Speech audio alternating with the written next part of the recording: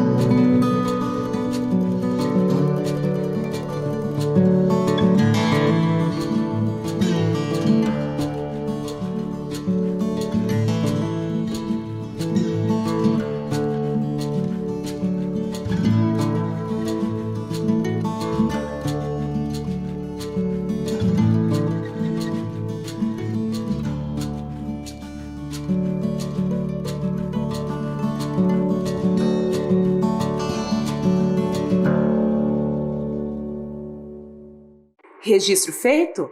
Então, antes de nós descobrirmos qual é o grande mistério, qual é o enigma dessa história, vamos relembrar o que nós fizemos na aula anterior. Então, na aula anterior, nós lemos a segunda parte da história. Lembram-se lá, né, que o nosso detetive resolveu ir dormir lá no galinheiro para ver se ele conseguia resolver a história. Mas a gente viu que ainda ele não descobriu o que tinha acontecido. Depois que nós fizemos a leitura da segunda parte, nós tínhamos algumas perguntas para que você levantasse hipóteses. Vamos ler quais são? O que será que aconteceu com a galinha? Há suspeitos para esse crime? E quem você acha que são os suspeitos? Então, aí você tinha algumas hipóteses para você levantar para descobrir, né, qual é, então, o final dessa história, que nós vamos descobrir daqui a pouquinho. Depois, nós resolvemos a primeira hipótese da primeira parte lá, né, da história, que era que enigma era esse. O enigma era, alguém andava assaltando o nosso galinheiro. A cada dia sumia uma galinha. Então, todo mundo descobriu o enigma, mas como que ele estava acontecendo, de que forma aquilo acontecia, a gente ainda não descobriu. Em seguida, o que nós vimos? Nós vimos como que o ilustrador, a partir da descrição do livro, né, desenhou o nosso Sherlock Holmes daquela versão. Então, olha só o que o autor tinha descrevido. Ele, seu boné xadrez, seu cachimbo, lógico, e mais logicamente ainda sua lupa, que aumentava tudo. E você tinha que ver se você tinha colocado ele dessa forma ou não. Depois disso, nós fizemos o de olho no texto, que nós fizemos várias atividades. Então, a primeira, você tinha que ilustrar o cenário onde se passava a história a partir daquele trechinho ali. Quem faria isso estando a casa cercada de paredes de imensos edifícios? Não havia muro para saltar nem grades para pular. E depois que você fez a sua ilustração a partir desse trecho do texto, nós observamos uma imagem lá. Lembram-se? E a imagem era a forma com que ele tinha colocado na história. Prédios altos, grandes edifícios, muros altos. E aí veio a pergunta, então por que mesmo dessa forma o sumiço das galinhas era tão misterioso? É o que a gente ainda não descobriu. Em seguida, nós fizemos a segunda parte de olho no texto. Olhem lá, que era o que o nosso Sherlock tinha descoberto ali de tão interessante. E aí ficamos na dúvida se era uma folha de uma árvore ou era um palito de fósforo. E depois nós vimos que era um palito de fósforo que nós associamos à imagem ali ampliada.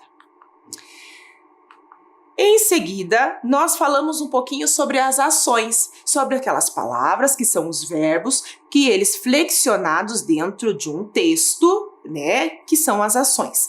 pode ser no passado, no presente, no futuro, pode ser no singular ou no plural. E também vai depender da pessoa, né? Se sou eu que estou fazendo a ação, se é ele, se é nós.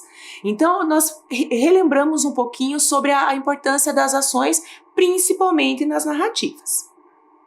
E, por fim, você tinha uma missão. Lembra o desafio que eu deixei para você?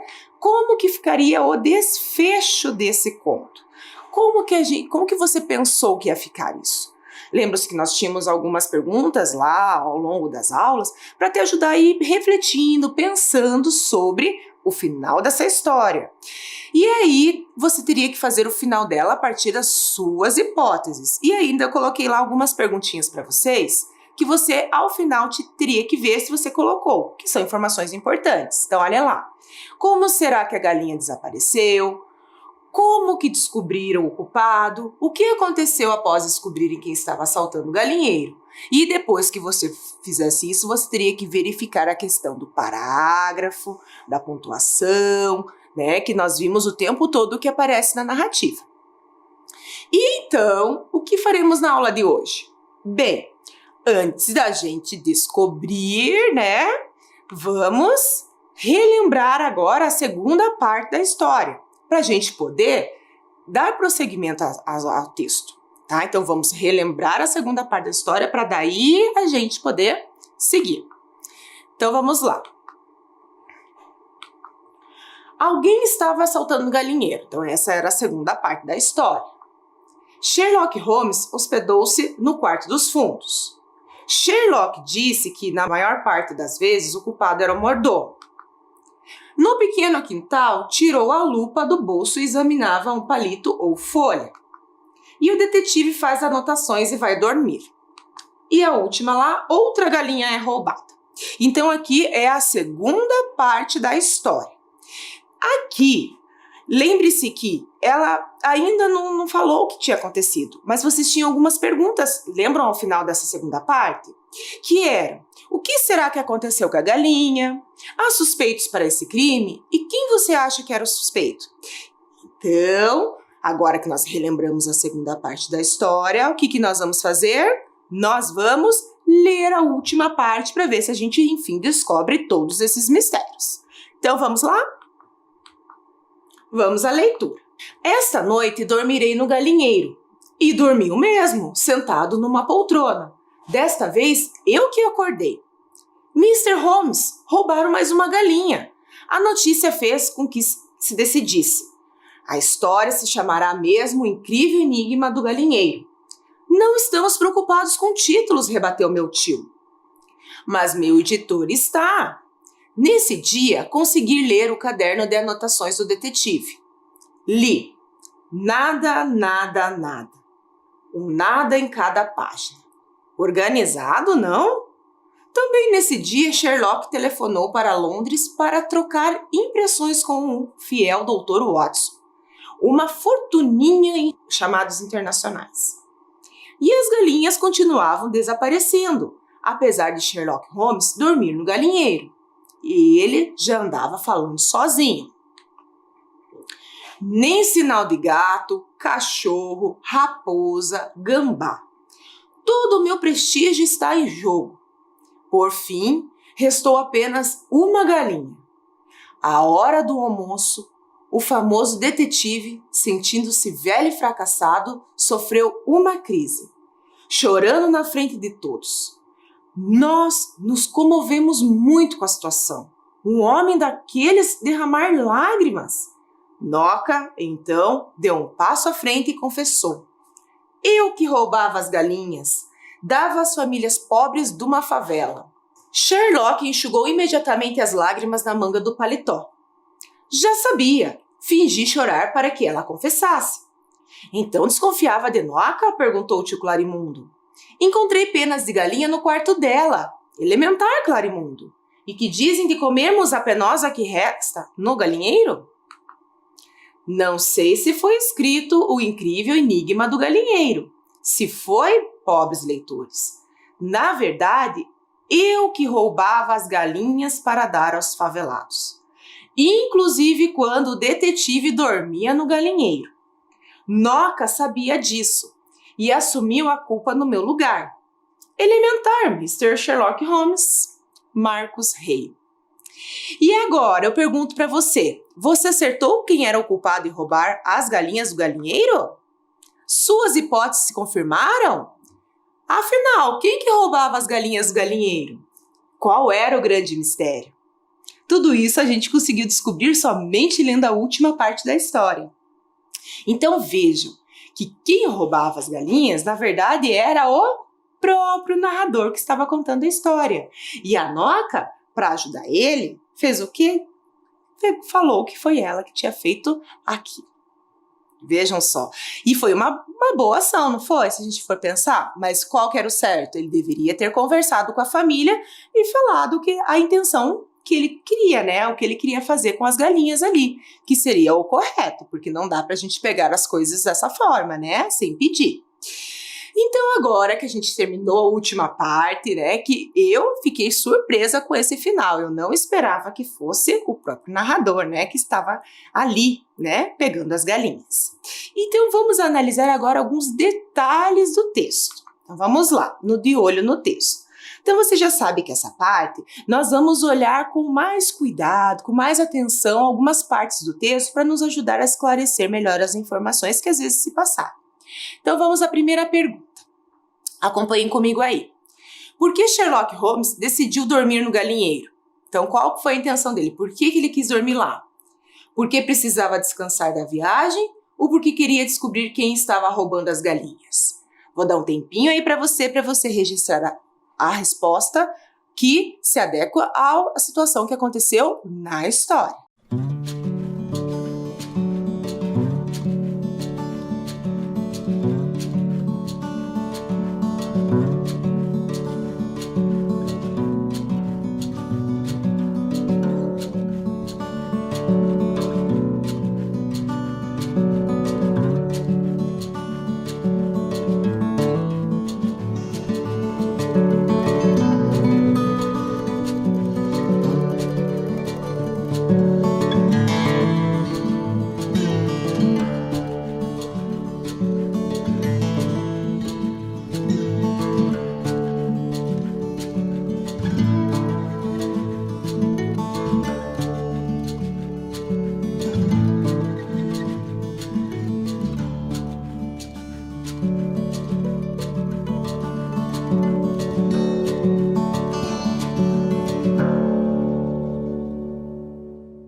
Então, qual é a resposta? Isso mesmo, porque ele queria descobrir quem estava roubando as galinhas. E aí eu pergunto para você, essa estratégia deu certo de dormir lá no galinheiro para ver quem estava pegando as galinhas?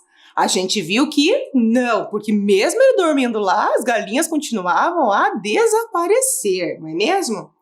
Vamos para a próxima questão? Então vamos ler com calma esse trecho aí. Também nesse dia, Sherlock telefonou para Londres para trocar impressões com o fiel Dr. Watson, uma fortuninha em chamados internacionais. A pergunta é, qual foi a provável intenção do autor ao utilizar a palavra fortuna no diminutivo? Então, em vez de ele falar uma fortuna, ele falou uma fortuninha. Então, qual foi a provável intenção dele? A destacar o alto valor da ligação ou o baixo valor da ligação? Então, você vai registrar aí o que está sublinhado, que é a palavra fortuna, e vai registrar a resposta adequada ao significado dela no texto.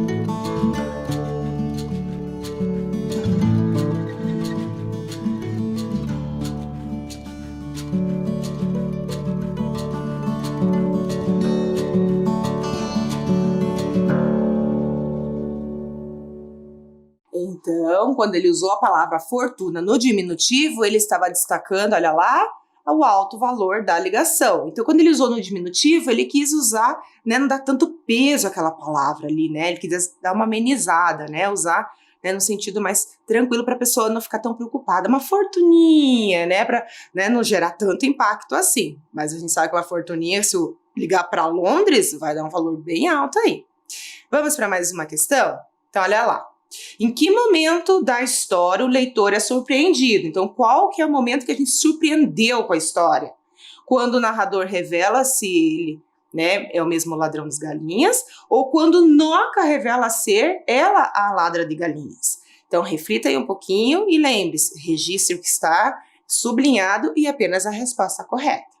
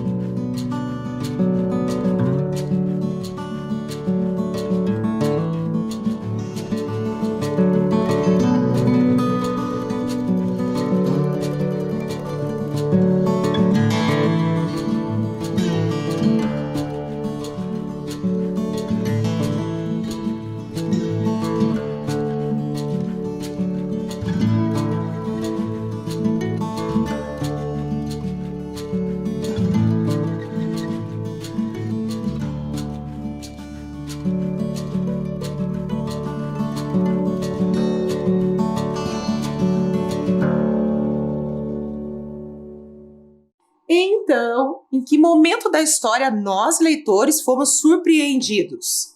Isso mesmo, eu tenho certeza aí que você acertou e se lembrou, quando o narrador revela ser ele o ladrão de galinhas. E isso a gente nem esperava, né? Eu, por exemplo, não imaginava que era ele ali o tempo todo. Então vamos agora analisar uma outra questão. Olha lá. Qual foi a estratégia que Sherlock Holmes utilizou para que o verdadeiro culpado confessasse o crime? Então, ele disse que sabia quem que era. E aí que ele pensou, eu não vou falar quem é, então eu vou deixar que a pessoa se entregue sozinha. Então, o que foi que ele fez para que a pessoa se entregasse? Então, você vai ler com calma as duas opções aí e vai fazer o registro no seu caderno.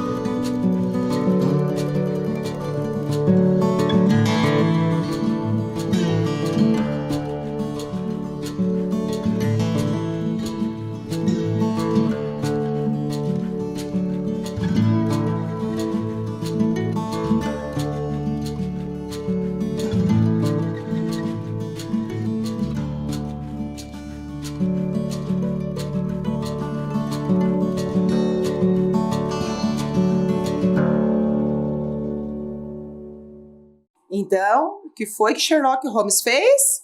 Ah, lembrou, né? Ele caiu no choro. Então, ele chorou na frente de todos para que o verdadeiro culpado, né, se entregasse ali naquele momento, né? Ficasse arrependido e falasse, fui eu que fiz. Vamos agora analisar mais um caso. Então, olha lá. Nem sinal de gato, cachorro, raposa e gambá. Todo o meu prestígio está em jogo.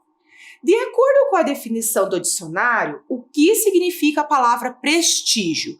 Então, nós vamos analisar agora o que o dicionário traz em relação à palavra prestígio. 1. Ilusão dos sentidos provocada por truques, ilusionismo, artifícios de mágicos, etc. 2. Fascinação, encanto, sedução. Atrativo que parece ter um tanto de maravilhoso. 3. Respeito, admiração que se tem por. Então, você vai ler o trecho agora, com bastante atenção, vai registrar a palavra prestígio e qual é a definição que se encaixa nesse contexto aí.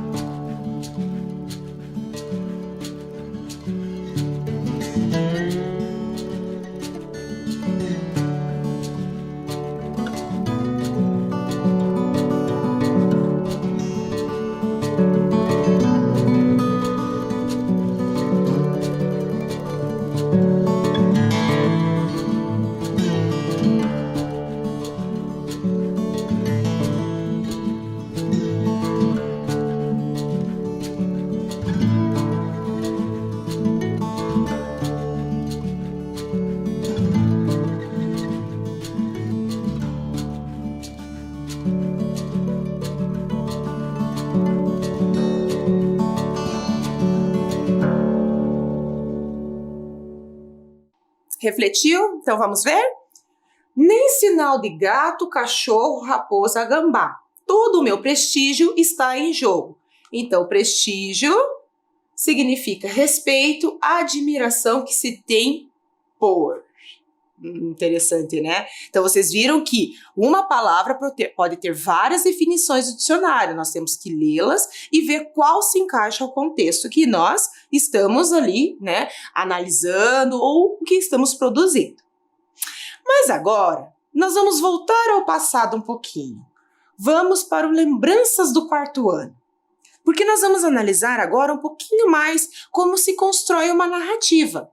Então lembre-se, quando vocês olham essas duas imagens, né, a gente sabe que as narrativas, elas têm algumas marcas, alguns elementos próprios, não é mesmo? Da sua escrita, né, da forma que a gente escreve. Nessas duas imagens, a gente tem dois momentos que vocês tiveram no passado. Na primeira, quando vocês tiveram aula com a professora Cristiane. E na segunda imagem, com a professora Márcia. Aí vamos relembrar então o que nós vimos em cada aula que marcam essa estrutura da narrativa, que forma que ela se constrói. Então olha o primeiro exemplo que eu trago aí para vocês. Aqui foi na sequência sobre o palhaço. Vocês leram esse livro, é uma crônica na verdade, Profissão Palhaço. Aí o palhaço está falando. Vamos ver o que ele está dizendo? Quando meu pai me perguntou o que eu queria ser quando me tornasse adulto, eu respondi palhaço. Então aqui que a gente está falando sobre marcas da narrativa, né, da forma com que eu vou escrever, é a intenção que se tem no momento da escrita. Nesse caso, eu estou registrando o próprio palhaço falando. E ele tem mais marcas próprias, elementos próprios da fala quando eu tenho esse personagem conversando. Olha lá quais são. Eu tenho o meu, o me, o eu, o me e o eu. E ali do ladinho eu tenho o respondi. Então vocês estão vendo que esse respondi é o quê? É uma ação, é um verbo, ele está flexionado ali para concordar com essa fala do palhaço. Mas essa fala do palhaço, ela já aconteceu. Por isso que o verbo está no passado. E por isso que ele está concordando com a fala do palhaço. Então aqui a gente tem uma forma de aparecer esta fala dentro da narrativa. É quando o próprio personagem está falando. Mas se ao invés do palhaço estar falando, se eu tivesse ali o próprio autor falando, olha como ficaria. Quando o pai dele perguntou o que ele queria ser quando se tornasse adulto, ele respondeu palhaço. E vejam as marcas aqui que identifica a fala do narrador ao invés do personagem. O dele, o ele, o ser e o ele. E o verbo também. Então vocês viram que o verbo permaneceu no passado, mas mudou a pessoa. Não está falando do eu, está falando ele. Por isso que esse verbo precisou ser flexionado. Vamos ver agora um outro exemplo do texto que vocês viram com a professora Márcia. Lembra que vocês estudaram sobre a lenda do baobá? Aquela árvore que ficava, né, de cabeça para baixo, porque parece, né, que ela está de cabeça para baixo, mas ela não está, porque a árvore é daquele jeito. Então vamos analisar agora para ver como que aconteceu isso nessa narrativa, se foi a mesma estratégia que foi utilizada. Então leia aí comigo. A enorme árvore tinha tudo para viver feliz, mas parecia insatisfeita e descontente. Aqui eu tenho a fala do narrador. Então é o narrador que está falando sobre né? Aquela história. Por que não tenho flores o ano inteiro? Indagava o Baobá. Ah, olha aqui que eu tenho a fala do Baobá. Por isso que ele fala, porque eu não tenho. Então ele está se referindo a ele mesmo, é o próprio personagem, né, que está falando. Em seguida, ele continua. E por que não tenho flores de várias cores? Assim prosseguia por horas. Então vocês vejam aqui que nós temos essas marcas, a marca quando é o narrador que fala e a marca quando é a personagem da história. Mas e se a gente alterasse esse trecho para somente o narrador falando, como que ficaria? É possível fazer? Claro que é possível. Vamos ver lá? Então o mesmo trecho ficou assim. A enorme árvore tinha tudo para viver feliz, mas parecia insatisfeita e descontente. E o Baobá indagava por horas por que não tinha flores o ano inteiro e por que não tinha flores de várias cores. O que a gente pode pensar aqui? O que se modificou? De que forma houve essa mudança da fala do personagem para o narrador? Olha lá comigo. Nós temos aqui, ó, o indagava e assim prosseguia. E como que ficou lá embaixo? Ó, e o Baobá indagava por horas. Então veja que ele misturou, tá, o discurso, mas não mudou o sentido. Então ele usou tanto lá o indagava como o prosseguia no mesmo momento. E o Baobá indagava por horas. E, tudo bem? Vamos ver como isso aconteceu então no texto que nós lemos? Porque essas marcas, ela é própria da narrativa. Marca do narrador, marca da personagem. Então olha lá o exemplo da nossa história. A história se chamará mesmo O Incrível Enigma do Galinheiro. Não estamos preocupados com títulos, rebateu meu tio. Então, olha lá. Rebateu meu tio é a marca da fala do narrador. Então, ali é a marca do narrador na história, tá? Aí, nós temos também aqui, olha lá, o recuo do início do parágrafo, antes da marcação da fala da personagem, que a gente sabe que é sempre necessário fazer em qualquer texto.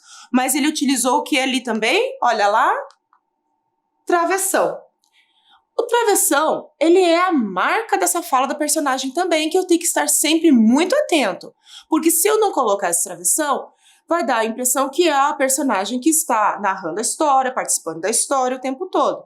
E a gente viu que isso é possível, né? Um texto que a gente leu era o próprio narrador que estava falando sobre a história. Tudo bem? Era ele que estava narrando a história, estava participando e tudo mais.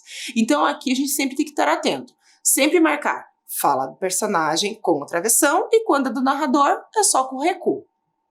Vamos ver mais um exemplo? Sherlock enxugou imediatamente as lágrimas na manga do paletó. Já sabia, fingi chorar para que ela confessasse. Então, desconfiava de Noca? Perguntou o tio Clarimundo. Vamos analisar aqui? Olha lá. Aqui eu tenho, no início de parágrafo, o narrador. Estão vendo lá? Houve o recuo do parágrafo para indicar o narrador descrevendo a história. Aqui também, ó. E aqui apareceu no final do parágrafo. Também é o narrador, certo? Por quê? Porque está falando ali sobre a situação. Aí nós temos também agora a fala do Sherlock Holmes ali, ó. Não precisou falar que era o Sherlock, porque a gente já sabia o que estava acontecendo, porque o próprio narrador já deu a pista pra gente anteriormente, olha lá, ó. Sherlock enxugou imediatamente as lágrimas na manga do paletó. Aí vem a fala dele, porque o próprio narrador já fez essa pista pra gente, já deu essa pista pra gente saber quem que ia falar, ok? Bom, mas agora que a gente analisou alguns trechinhos de formas com que aparecem essas marcas na narrativa, então agora é com vocês. Então leia aí comigo o que nós vamos fazer agora. Então vamos pensar assim. Então como que ficaria esse trecho se fosse o narrador contando tudo o que aconteceu? Então eu vou colocar o trechinho aí para vocês vão analisar ele e lembre-se, vocês vão ter que mudar. Como que se fosse só o narrador falando. Né? Só o narrador contando aquela história.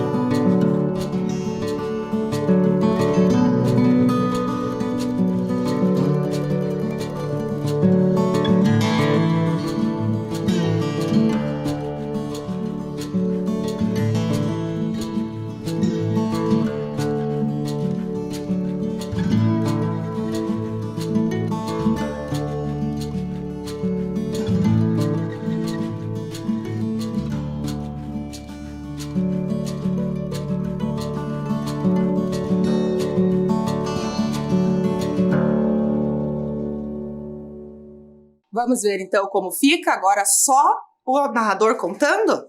Então vamos acompanhar lá. Sherlock enxugou imediatamente as lágrimas na manga do paletó, disse que sabia e fingiu chorar para que ela confessasse. Tio Clarimundo perguntou se eles confiavam. Então, o que mudou aqui? Olha lá. A primeira parte mudou? Não, porque a primeira parte já era do narrador. Aí vocês observaram lá que todo final a gente teve que mudar.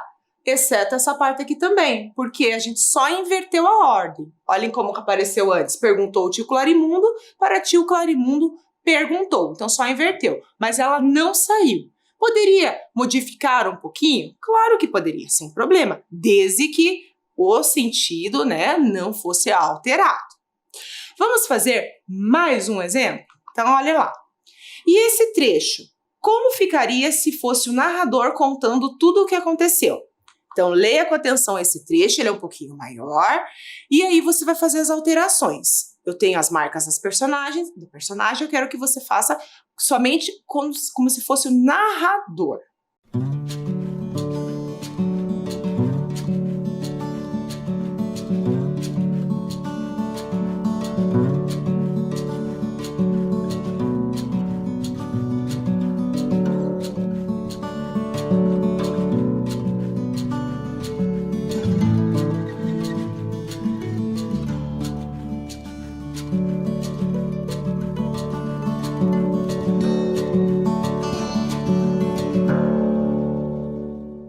Vamos ver como fica? Então, olha lá.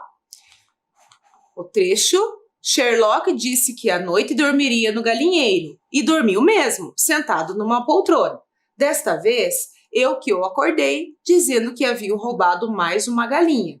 A notícia fez com que ele se decidisse pelo nome da história, O Incrível Enigma do Galinheiro. Então, olha lá o que não mudou. E dormiu mesmo, sentado numa poltrona.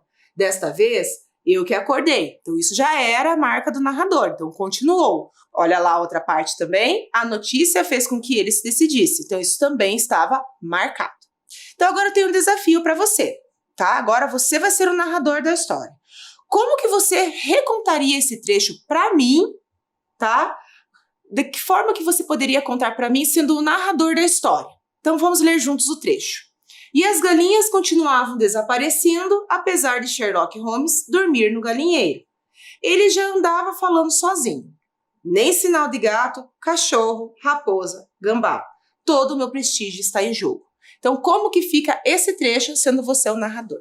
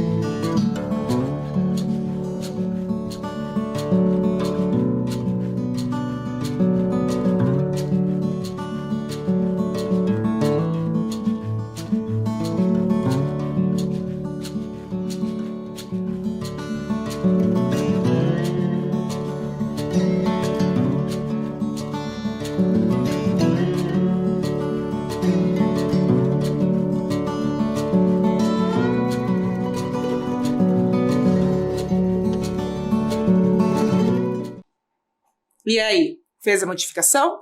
Então vamos ver como ficou aqui. E as galinhas continuavam desaparecendo, apesar de Sherlock Holmes dormir no galinheiro. Ele já andava falando sozinho. Então aqui a gente percebe que esse trecho ele não foi alterado. O que alterou foi o depois. Não havia sinal de gato, cachorro, raposa e gambá. Todo o seu prestígio estava em jogo. Então vocês viram que quando ele tirou a fala da personagem e ele contou, houve algumas alterações aí. Tudo bem?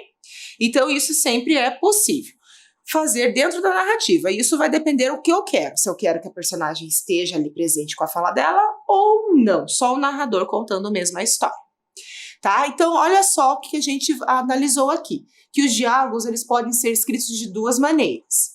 A primeira, reproduzir as falas das personagens pelo narrador, não usar travessão, né, sem usar travessão, ou pode ser escrito da maneira como a personagem falou, como a gente viu em alguns exemplos aqui, né, nós vimos exemplos só a personagem falando, e depois como o narrador falaria, né, eu contaria aquela história para a fala dela, ou vice-versa.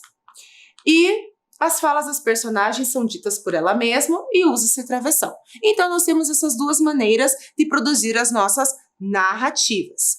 Ali eu coloquei o uso da travessão, mas nós podemos também usar um outro recurso que é as aspas. As aspas também podem indicar isso, a fala da personagem dentro da história em alguns momentos também, tá? Como a gente viu lá quando ele citou, né, o possível lá título da história que ele ia seguir, ok?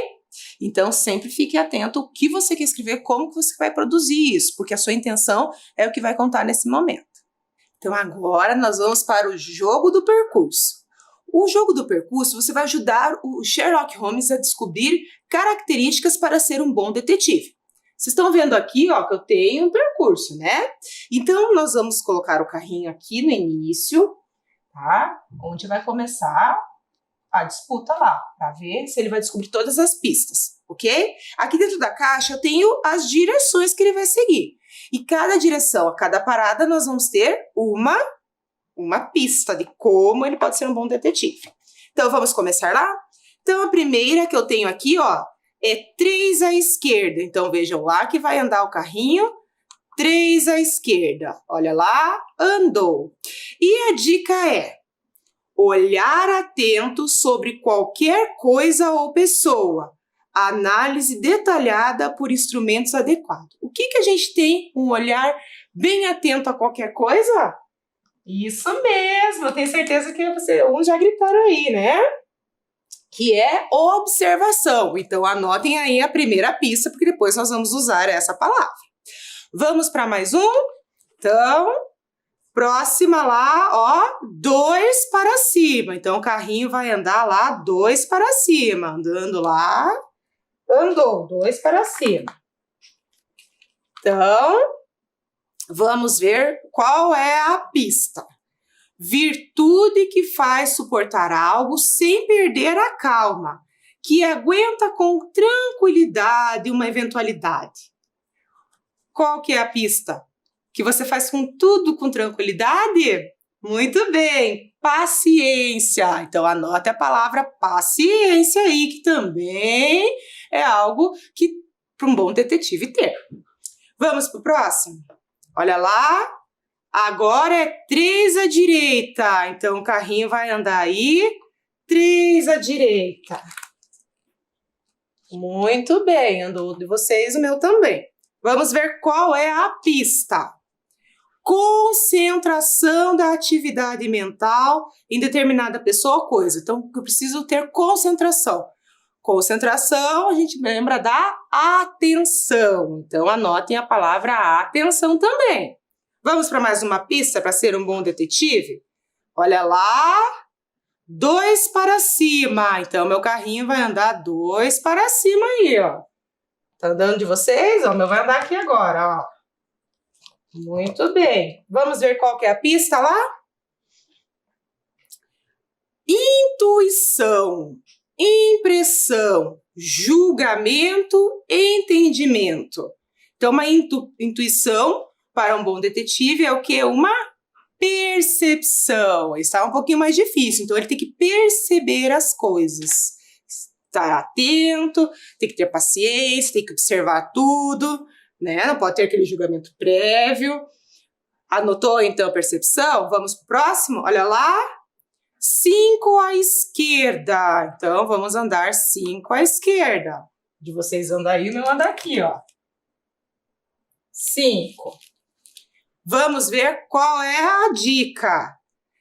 Tirar conclusão por meio de raciocínio lógico. Ou seja, ele não pode simplesmente achar. Ele tem que olhar com atenção, estudar com calma e depois tirar a conclusão.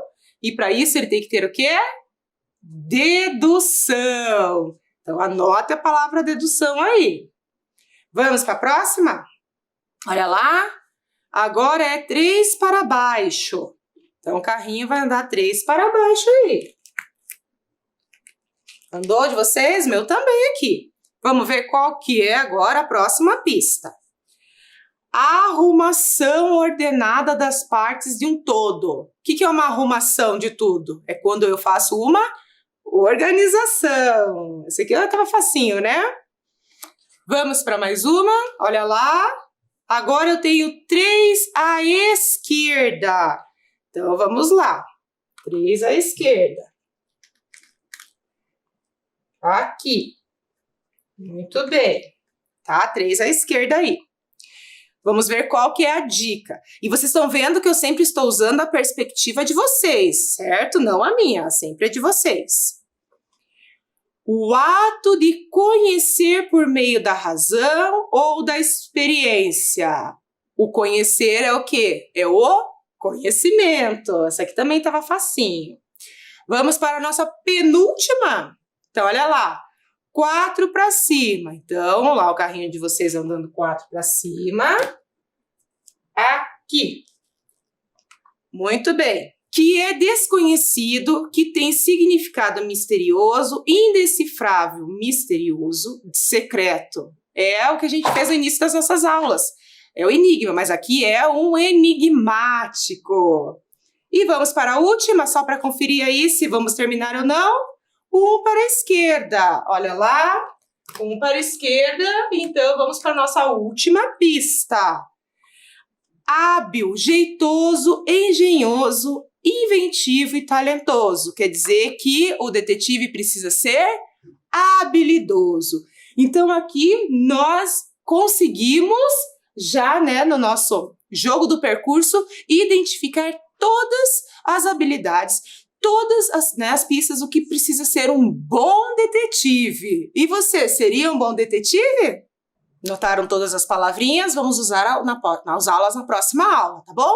Então, nossa aula termina por aqui. Fiquem bem, se cuidem e até a próxima aula.